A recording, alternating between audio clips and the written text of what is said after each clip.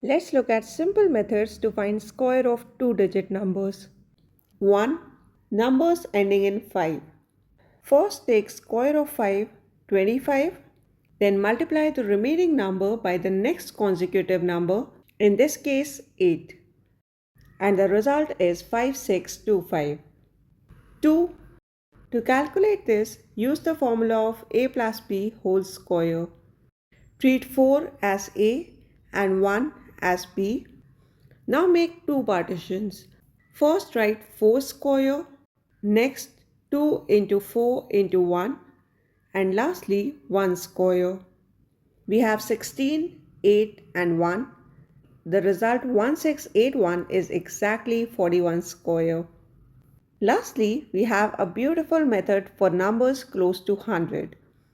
94 can be written as 100 minus 6. Keep minus 6. Next, add both the values. 94 plus minus 6, 88. And calculate for minus 6 square, 36. Directly giving the square 8836. These quick methods to identify square saves a lot of time in competitive exams, so use them wisely.